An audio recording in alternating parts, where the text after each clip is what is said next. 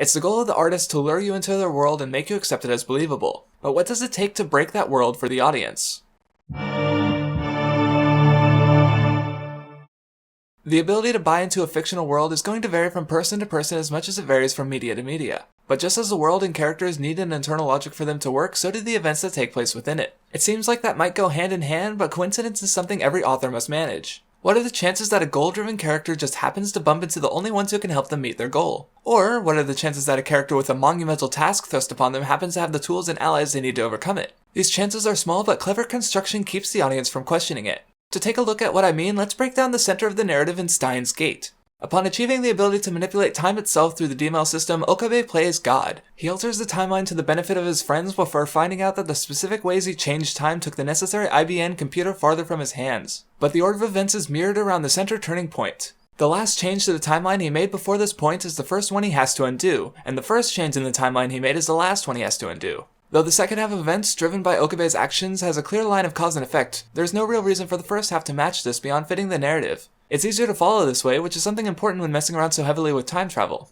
But if time is a whirling maelstrom, should the narrative really be so neat and tidy? Why does this not stumble around the suspension of disbelief? There are two reasons for this: an abundance of character and a lack of convenience. It never feels artificial because each event is caused by Okabe's clear actions in response to the actions of his friends, even if the cause and effect isn't so easily observed. But the biggest element to what might be a contrived coincidence is convenience. This construction is convenient for the story in that it makes it easier to follow, but it's not convenient for Okabe, who has to struggle against the force of nature that is time to make things right, having to deal with causing pain to his friends by taking the things they wanted away from them. It's compelling and interesting character drama that allows us to accept what's happening and buy into this world. Though there may be a contrivance to the formation of the narrative, because the events are driven by the characters, the story isn't beholden to that convenience, creating the illusion that the story isn't contrived or overly constructed at all. It unfolds organically, which matters because we all know what it's like when that illusion is broken. Anohana was barely holding together for me as it was. As Jinta merely tried to ignore his dead friend's ghosts, there were no issues, even as she interacted with the world around her. But through almost half the show, as he tried to convince his friends that she was real, I was frustrated more often than not, as the idiot never even considered just giving her a fucking pen and paper, or literally anything else to prove her existence. But when that finally happened, Anohana committed a most heinous sin in backpedaling almost immediately.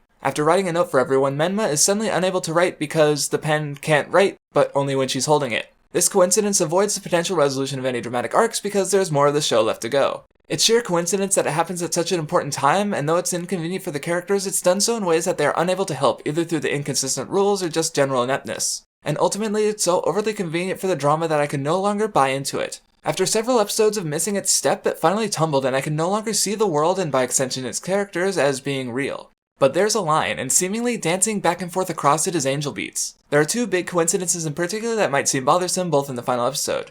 Spoilers! As the series takes place in a version of Purgatory, the characters are all dead, yet somehow Otonashi arrived here after Tachibana, which is something that should be impossible because Otonashi's heart was translated into Tachibana after his death. Therefore, she should have been the one to die second. The other one is after their reincarnation, where they once again happen to meet, this time alive and healthy. Both of these events strain what we know of the setting. It's stated early on that reincarnation could very well have them living their next lives as water fleas, yet instead they're not just both human, but it's more like they never died at all. And the time inconsistency is just a straight up plot hole. Both of these are convenient for each story and character, and since it takes place at the end, neither pushes the characters further in any real way. While this might have broken the illusion for some, I was not among them because I never saw the narrative of Angel Beats as anything but contrived from early on. The purgatory they inhabit doesn't just seem constructed for the sake of the narrative, it seems constructed within that narrative. This purgatory is a Japanese high school that, with one exception, only seems to take Japanese high schoolers who didn't live a fulfilling school life, and need to get that fulfillment before being reincarnated. It's far too small and specific to encompass anything loftier. Beyond the school, there's only various tunnels underneath or wilderness nearby, making it feel somewhere outside of reality even beyond the bizarre happenings within.